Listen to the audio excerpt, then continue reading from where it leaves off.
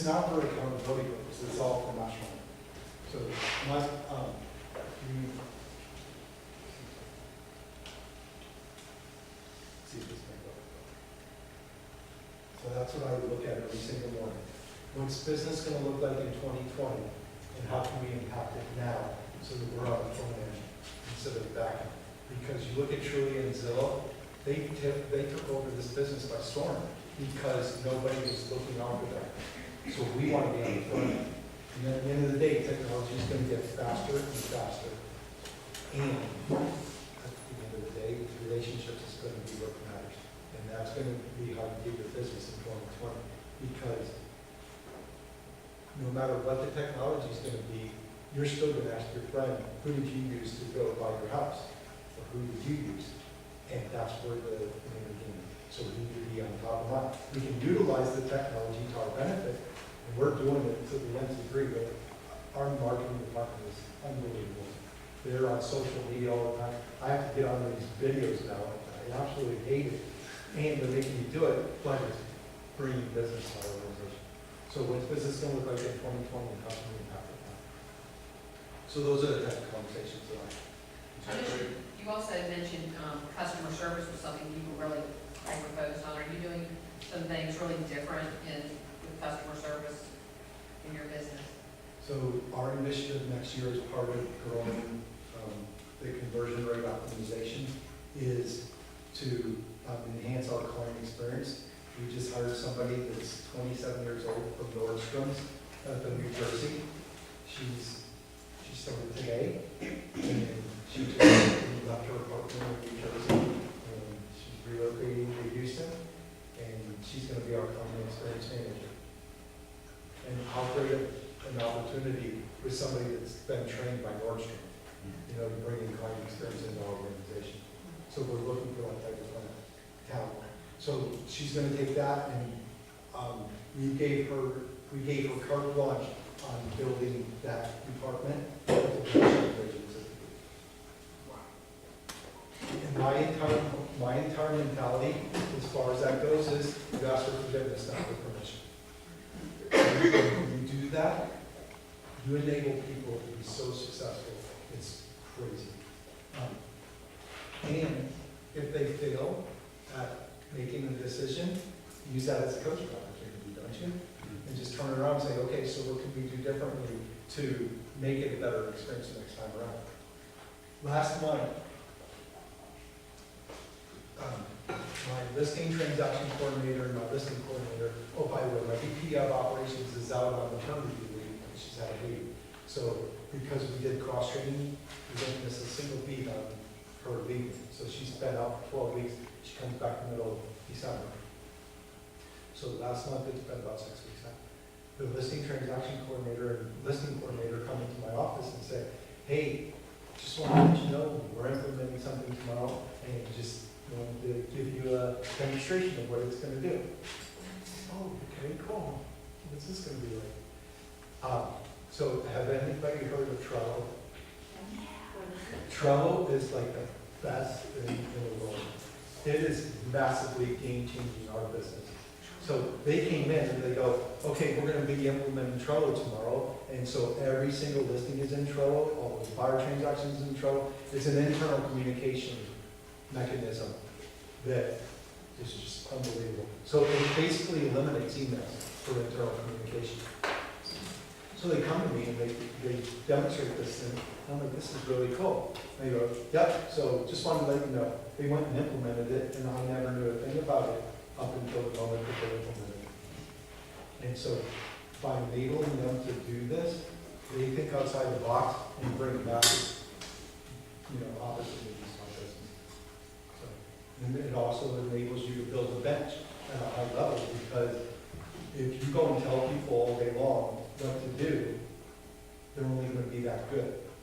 If you go and tell them to ask for forgiveness and not permission, they're going to be thinking outside the box. They're going to know that they can bring anything to the table that they want to. And whether it's successful or not successful, they're thinking on their own. And I get to see who's going to be my replacement if that ever happens, which is never going to happen. So, but I have a bench. I have an executive team of 5 people that I get to a bench of their own by the buyer department, the listing department, the inside sales. We have 5 or 6 people right now that are either buyer agents, listing agents, or ISAs. They could go and run the executive team tomorrow if the opportunity was there. So they all have at least 2 people. Yes, ma'am. So you say you don't want to get yourself out of the business, so then what is your personal goal within your business? Because we talk about, and we read on REA, it's sort of talks about the 7th level of getting yourself out of that business. So what would be your goal? 15% market share of the Houston market. So just put that into perspective. There's 200,000 transactions done in Houston on a yearly basis. 15% market share is 30,000 transactions a year. When we hit that number, which will be about 2035, 2036, right around that time frame, when we hit that number, then I will achieve it. So then I gotta get the next. Then we want 20% market share. I have no interest, I love doing what I'm doing. I love running this business, and I love thinking to the next level. So I have no desire. So you don't see yourself doing that? I am doing that. My favorite thing was, if you ever have the opportunity to go to Matthew McConaughey when he got, I think it was either an Oscar or an Emmy, and he goes, who are you chasing? The person that you want to be in the next 10 years. And then the person that asked him the original question, he says, who's your mentor? The person I'm going to be in 10 years. And then he came back and asked him again 10 years later. And he says, are you the person that you want to be? No, that person's 10 years from now. You're always going for the next. So it was a cool presentation that he did as a thank you. But I have no desire to ever do that. Thank you. We want to build a legacy that everybody else wants to be like. Because then that's just raising the bar of the world.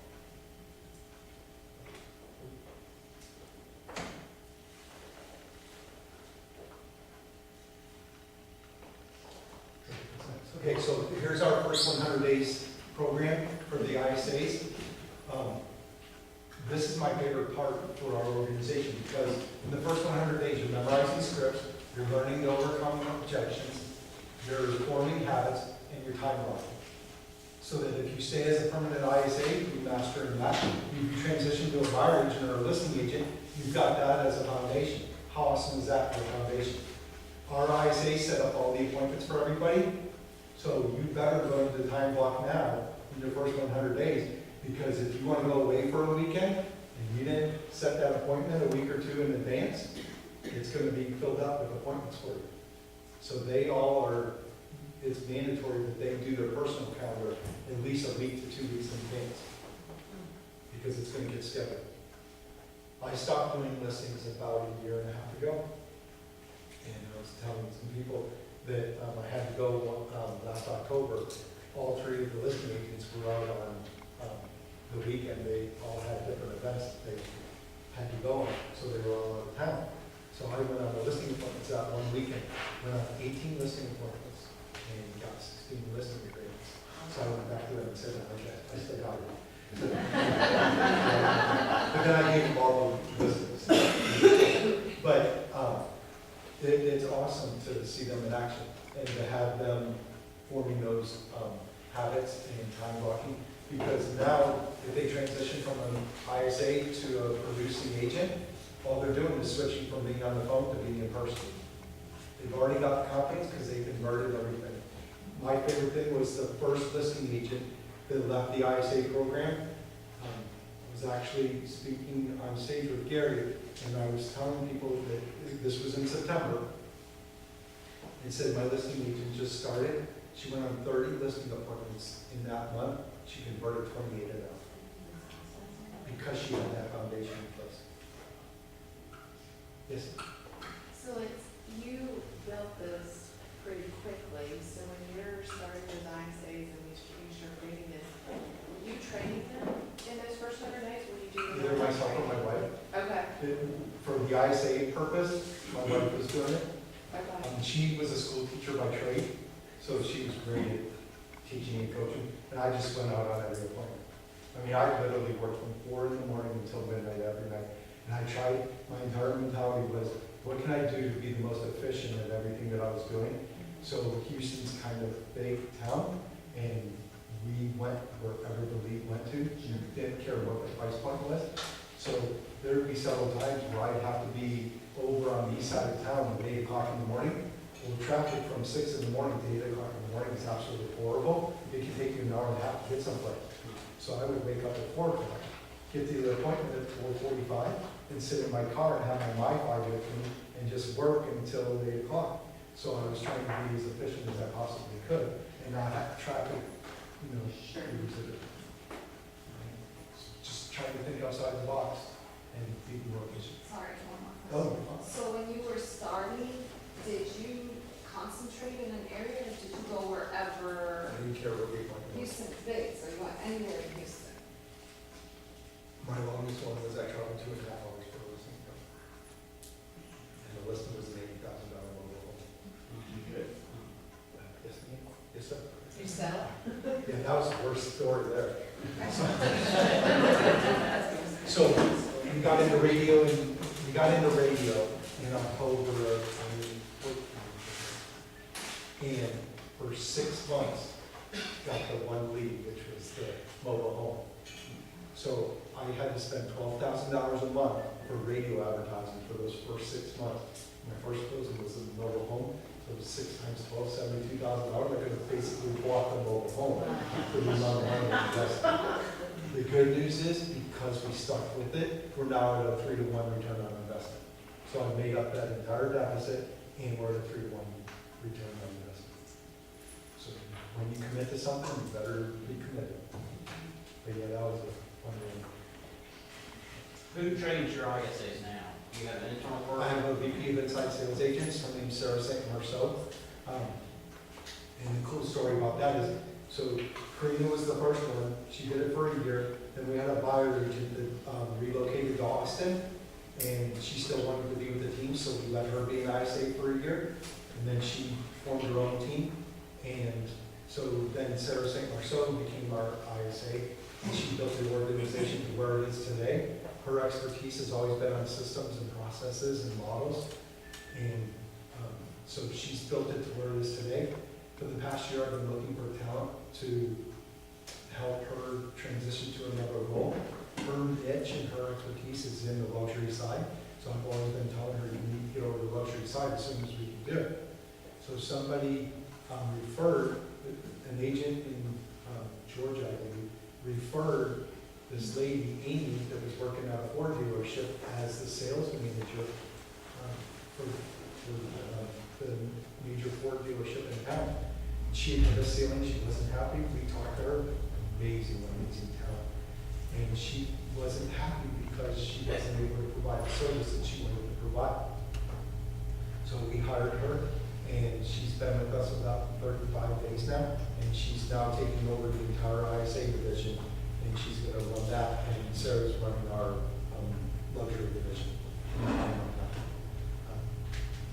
But by finding the right talent, she's now gonna take us to the next level, because Amy's expertise is on motivating and leading and coaching, and we needed that for the ISAs. The systems and processes are all there, so the bench is already laid. Now we need to push them to the next level. There's some, and what I love about our back office, which I call them our special ops force, special forces ops, that they're pushing our listing agents and buyer agents on a daily basis. We have a contest going on right now. This is the contest for next year. There's horses on the left-hand side. Our listing agents are on the top and the buyer agents are down at the bottom. They have monthly goals that they're gonna hit. Those monthly goals were created by them. So the listing agent, my top listing agent, Brittany, she's been in the business for a year. She relocated from Denver. She's been in business for a year. She's already closed 160 homes as a listing agent. Wow. Her goal for next year is to do 300. So each of them have their own goals. The cool part is, see the fun part is here. So these are all the horses. Hopefully I can raise this up. So we went and asked everybody what their favorite colors colors were and what their favorite numbers were. So the jockey, her favorite colors were pink and green, and her favorite number was 4. So we did that for everybody on the team. And Brittany is up here at the top. She's got the blue color. You can't see her number, but it's on 21. So everybody on the team has that, and their goals are about double what everybody else, or what I was envisioning for them.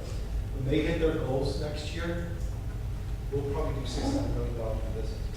And so I asked them if us as an organization, as our executive team, I said, do I have your permission to hold you accountable to the goals that you want to achieve?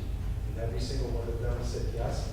And the consequence for them not achieving it is if for 3 months they're not hitting their goals, the ISAs cut them off of leads.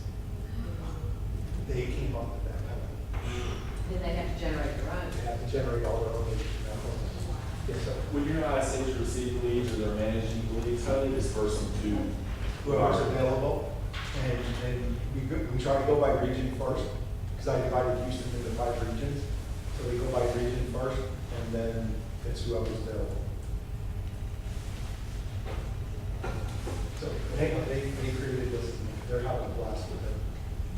And when you say available, you mean they have a shared calendar and they can see, okay, these people are blocked for this time, or they're full appointments, let's send it to this person. Is that what you mean by that? Yep. Okay. So it should. So what I do is I look at, these are the listing agents that are on the team, and then we also have our processes. The activity that's happening during the transaction. So this is the listing side of the transaction. This is the buyer side of the transaction. So you can see here it says inspections, closings, whatever's taking place. And there's like surveys due, things like that. All this is done in Outlook. And then the listing agents, they have their own account. So if there's any time that's available, so let's go to a couple places. Okay, so here's, for instance, Claudia has available time right here because there's nothing marked. Anything that's non-negotiable, they have to put in with stars. So here it says 2 stars, do not schedule, because they're role playing with someone. There's another, this is a $3.5 million listing that we just secured. So she's going to visit that property that day. So it's a non-negotiable item. So everything else is wide open for appointments. So you don't think they time block? So this is Outlook? Yeah, this is all done in Outlook. Oh. And so everybody shares each other's calendars. I have no privacy. Everybody knows what's going on at all times. So where's, so Brittany's gonna be out of town this weekend. So she says she's not scheduled. So the coolest part about this happened is early on in the organization, we had people that were saying, okay, will you go show a property for me and I'll give you $50? Or will you go show a property and I'll give you $100, things like that. And I went to them and said, what happens the next time you're sick? Or what happens the next time that you're not available? I said, wouldn't you like to have the same opportunity there? So let's quit worrying about paying somebody or compensating them. They turned around, and nobody's getting paid for doing closings or showings or anything else for other people. We had a gentleman that his wife had a baby 3 weeks early, so he was freaking out. He posted on GroupMe, my wife's going in labor, I gotta go to the hospital. I'm not gonna be able to show properties for the next 3 days. Can somebody help me out? Literally 5 minutes later, every single one of his appointments were taken by the entire team. It's all because of the culture that's been built, and they all have each other's back. It's awesome. All those, and so here, the questions for the listing appointments are done in Outlook as well, so you can see them. So this is just an example. There's the name, the location, the motivation. Motivation to sell, is it 1 to 10? It's a 10. Do they want to sell in the next 30 to 45 days? Are they working with somebody? It's a mortgage balance. There's 21 days. And here's another thing that we implemented with that. The ISAs are now disprofiling people on the phone as they're setting up the appointment. So when you're going on a listing appointment, if it's a high D, you're gonna keep that appointment short and sweet, aren't you? To the point. If it's a high C, you're gonna bring all the data necessary to secure that listing. If it's a high I, you just sit back and let them talk. If it's a high S, you just say, let me go through the business, and they go, okay, that's this. But that's been awesome for us. So they're doing all the disc profiling right over the phone. We get the lead source. So when I was doing listings, I would get a listing appointment on my phone, and I would just pull it up on my phone, and I'd get to see all those questions answered, and I'd walk into the door and say, hey, let's get your home sold, and not have to have any data for the most part, because I knew where the home was gonna be sold at, things like that. But it was awesome, because you already had all that information. Any questions with that?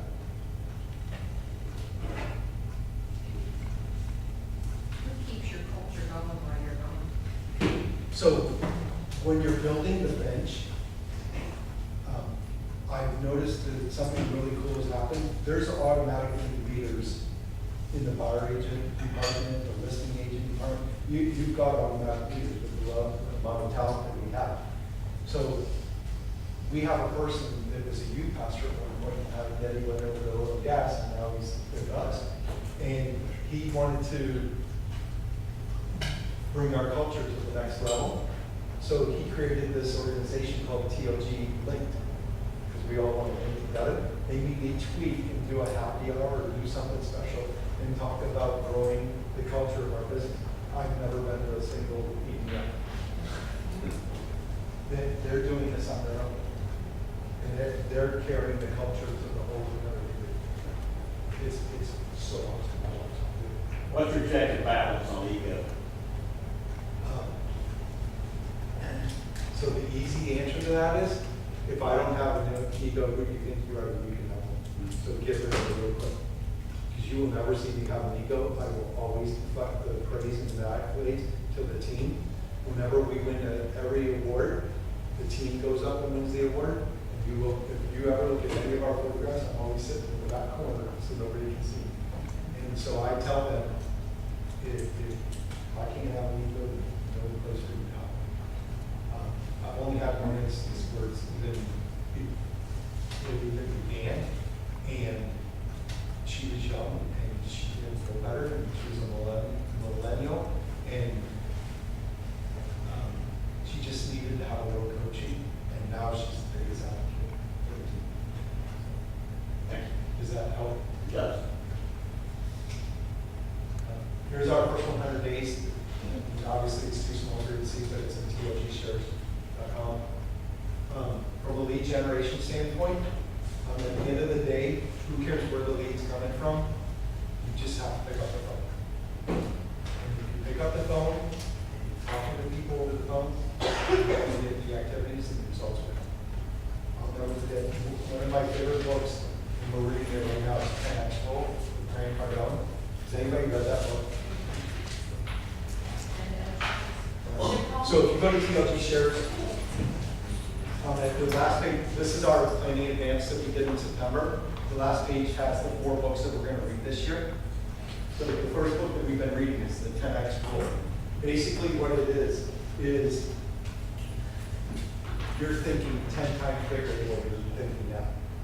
And then you go and execute 10 times bigger than you execute now. For instance,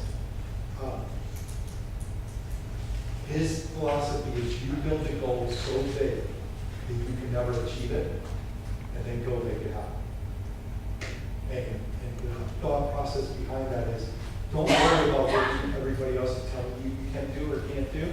You go set that number up and find a way to make that happen.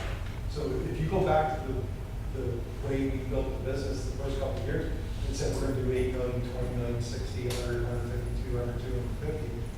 If you're in real estate, you look at me and you think I'm dumb as rocks, because there's no way you can achieve it.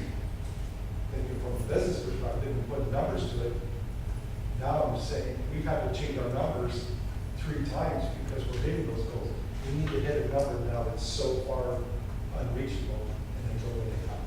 So that's what the 10X rule has come into play.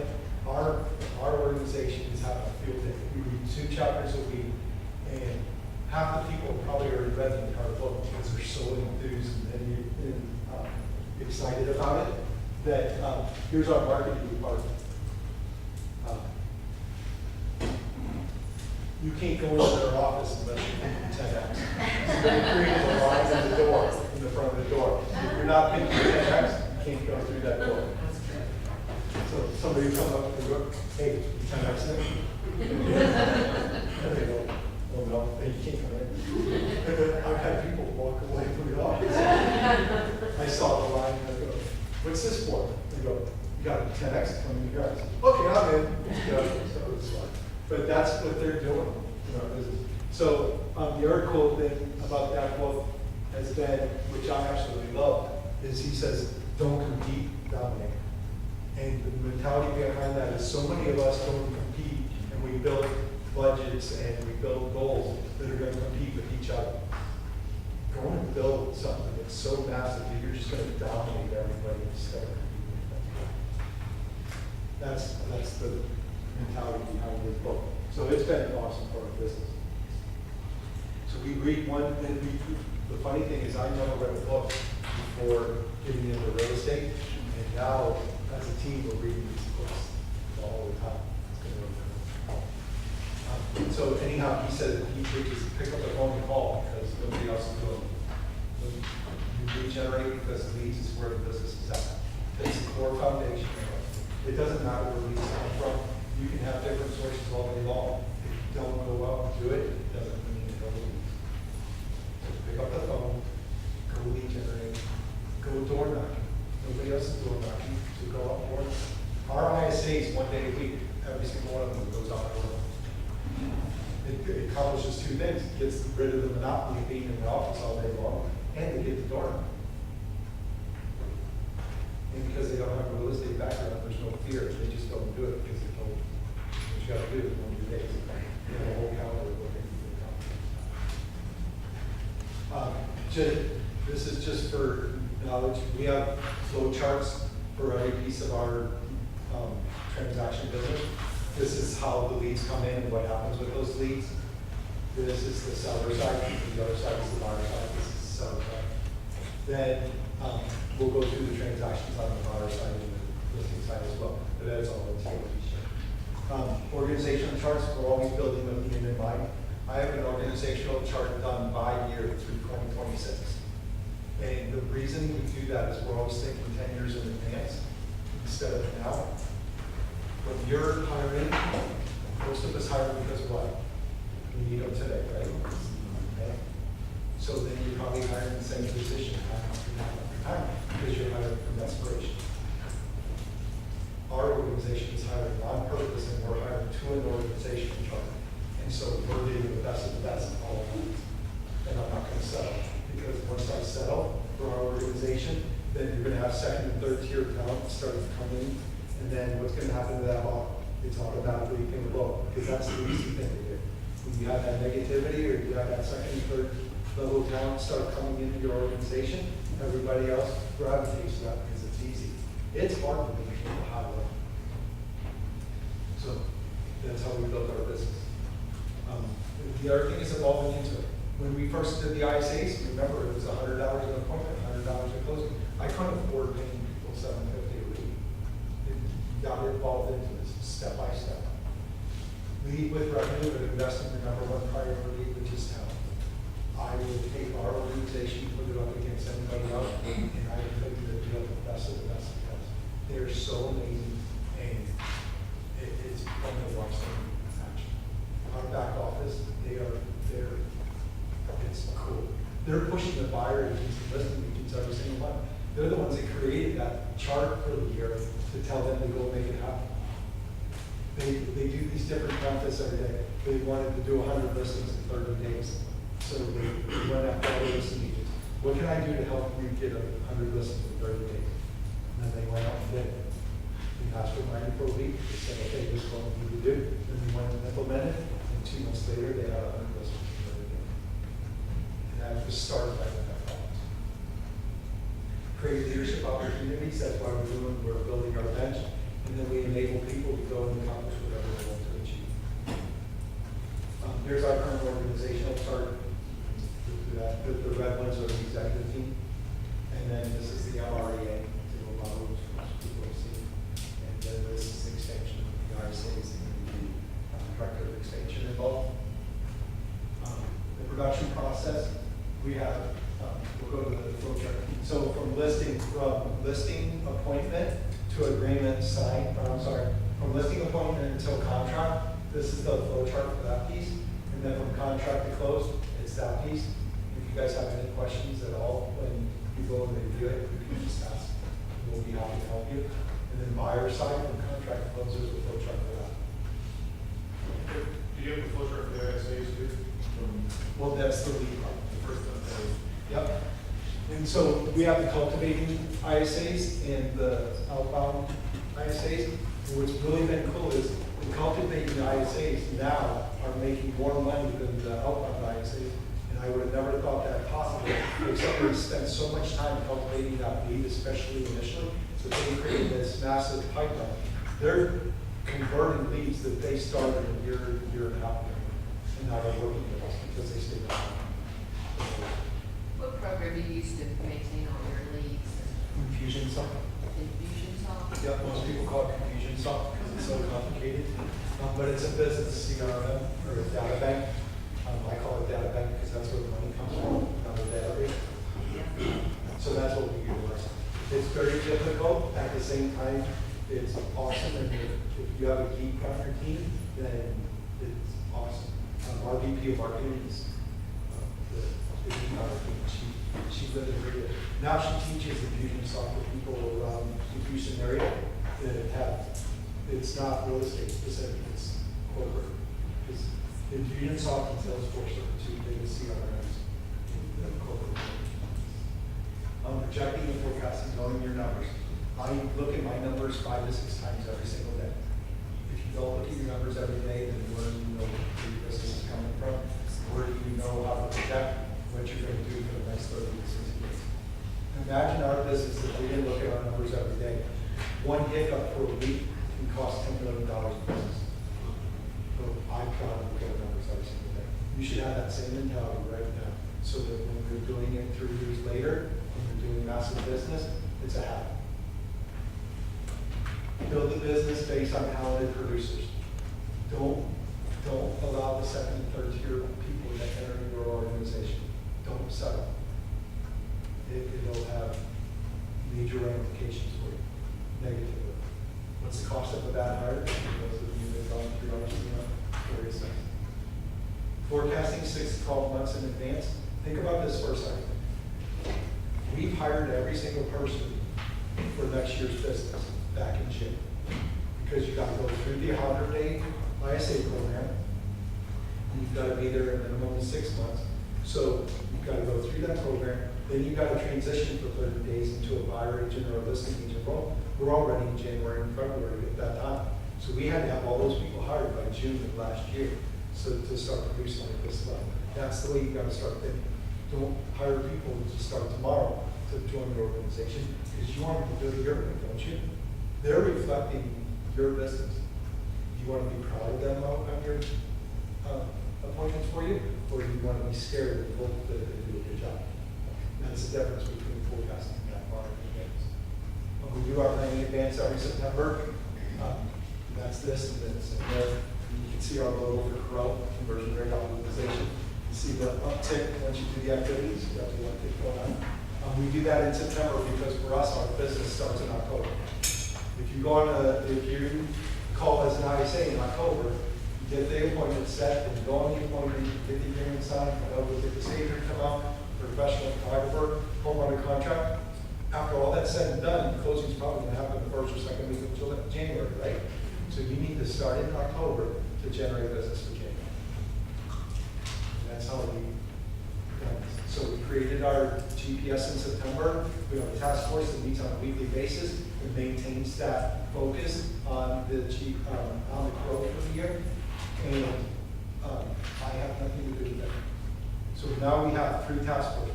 One is focused on the luxury that we did 2 years ago. The second one is focused on our growing our data bank, which we focused on this past year. And next year's task force is focused on Crow.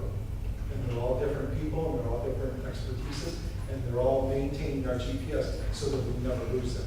They just keep building upon each other. So many of us think about, talk about doing GPS, and then put it in our top drawer, and 6 months later we go, oh, we were supposed to accomplish that. Weren't we?" Doing it on a weekly basis and having people focused on that, it's accomplished. Here's our business from year one, 50 transactions the first year, the goal was 8 million, and the goal was 20 million, and then 60, 100, 125. That's what we do this year. So we revised our goals.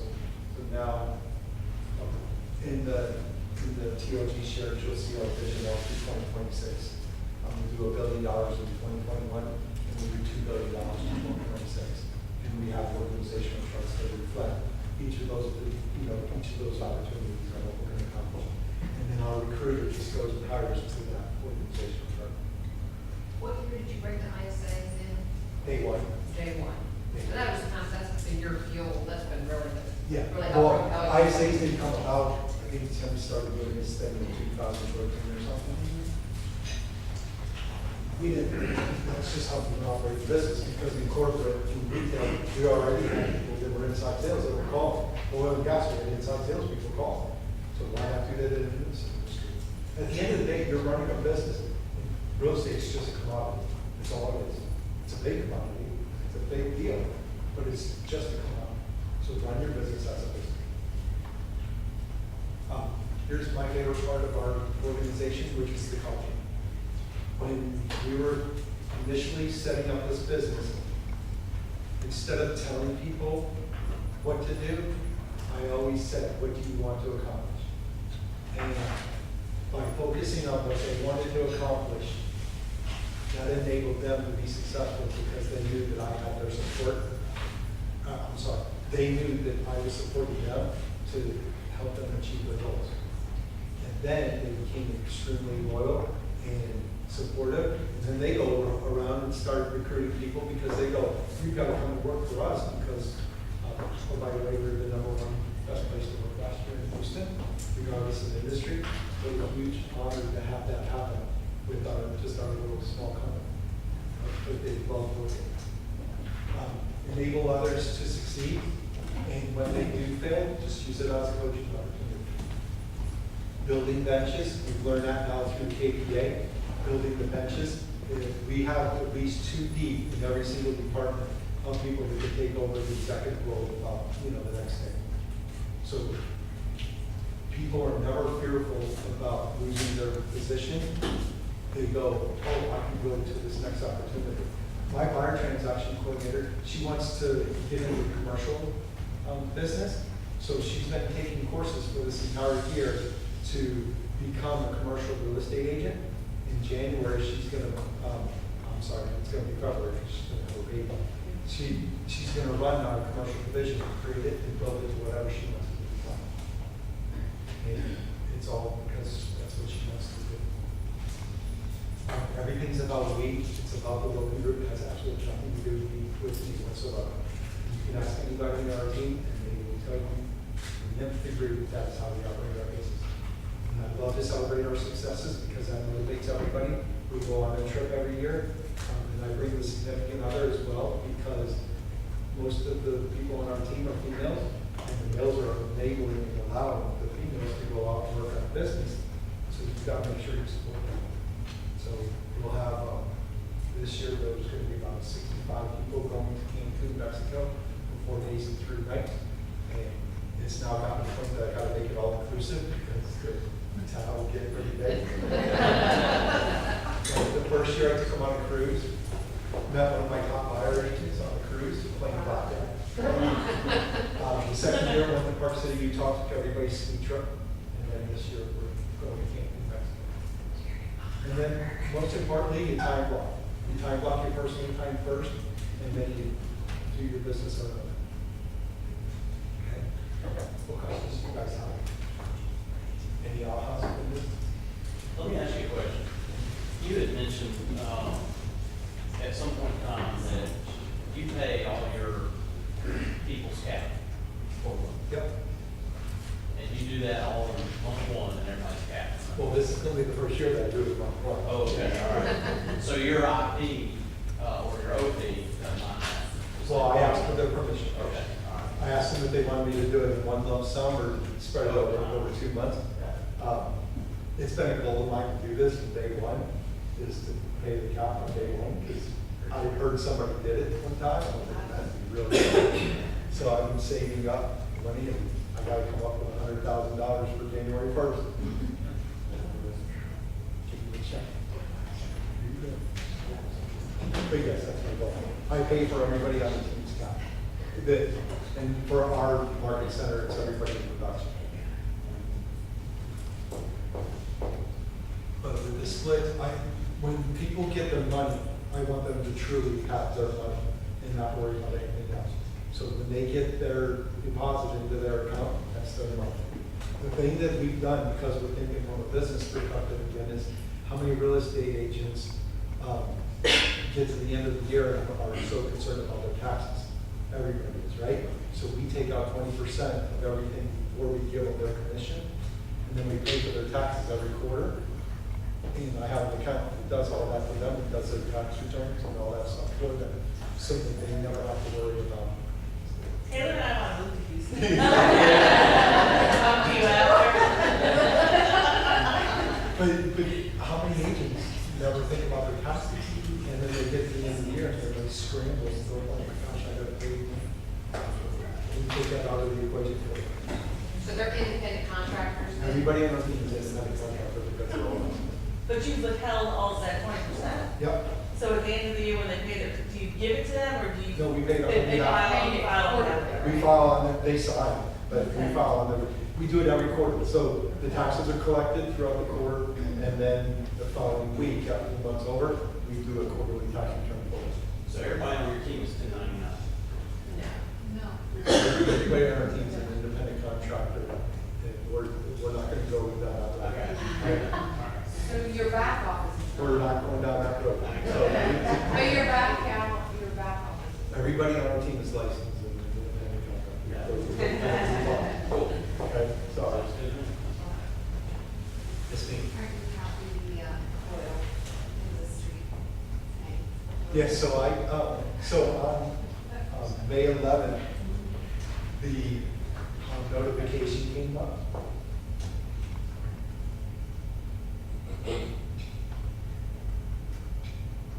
That day happened, and so I said, you never know what happens.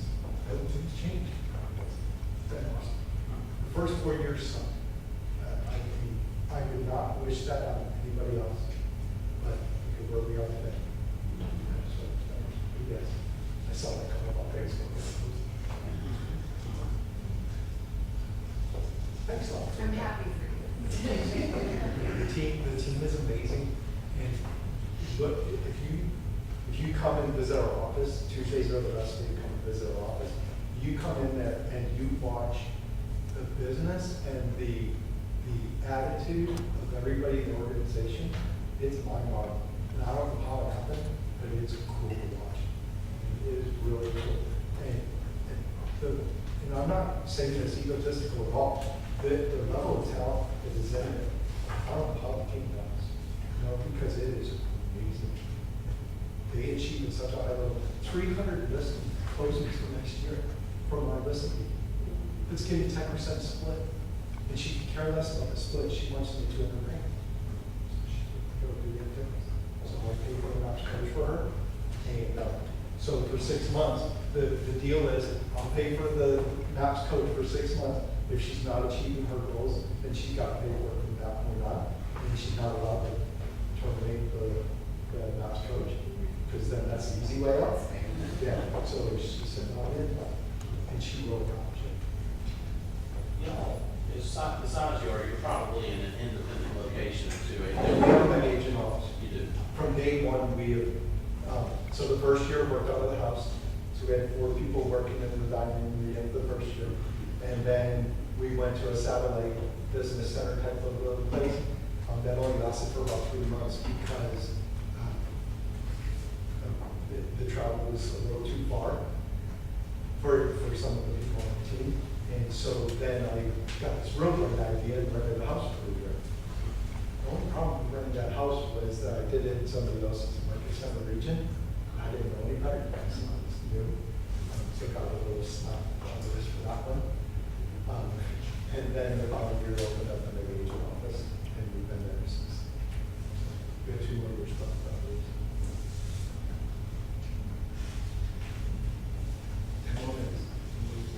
What's your biggest challenge with employees?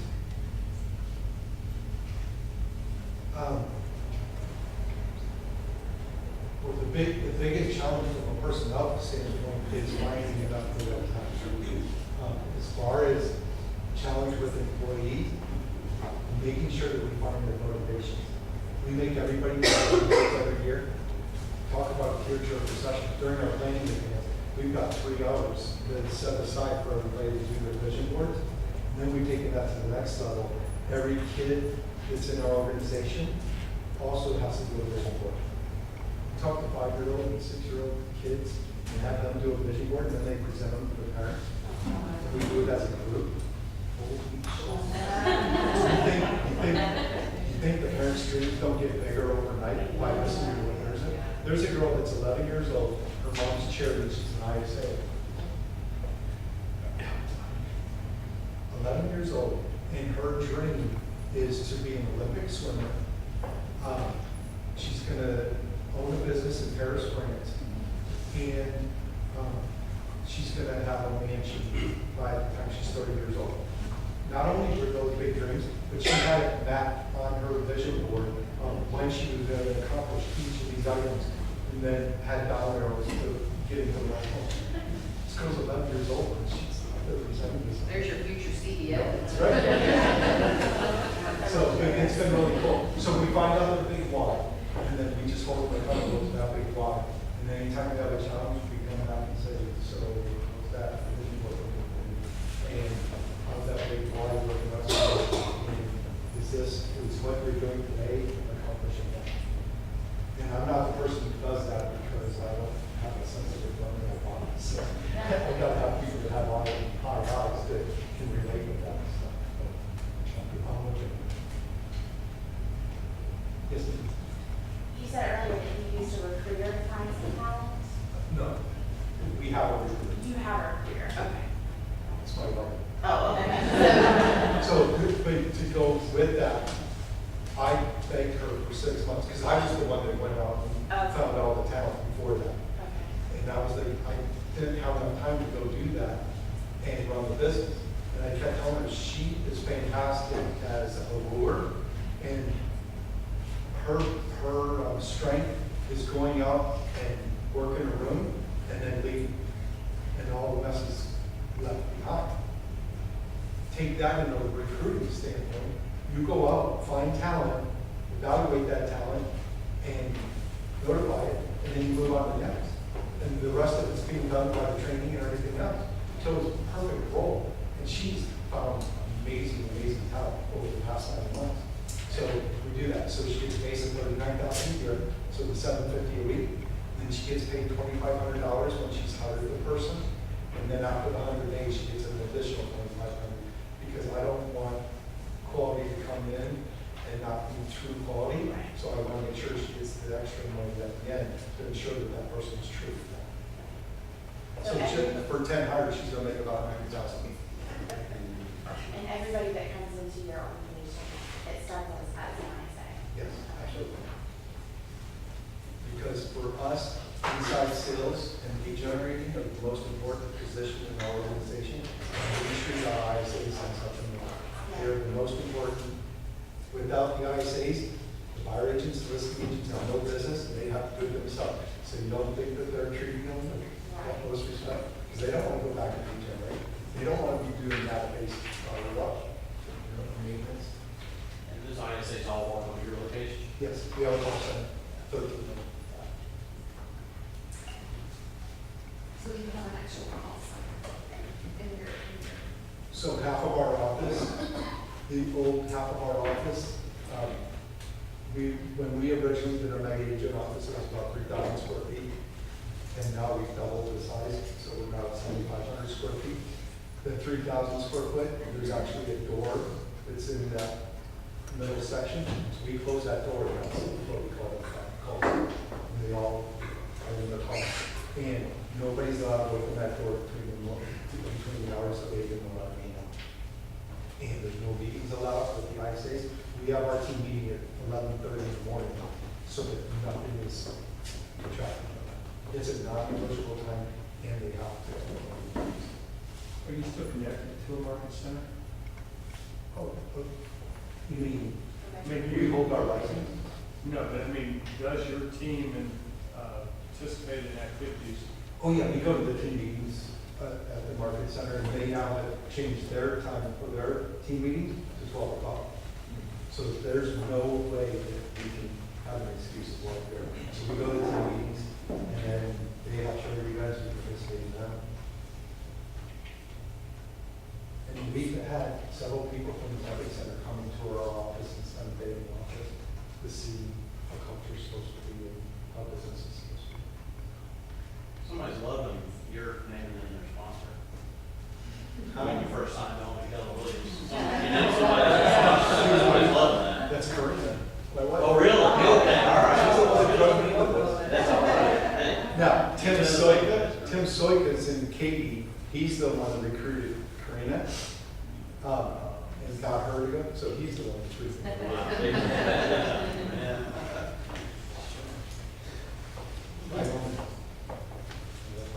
Are there any digital strategies that you've implemented that you've seen success with? Digital.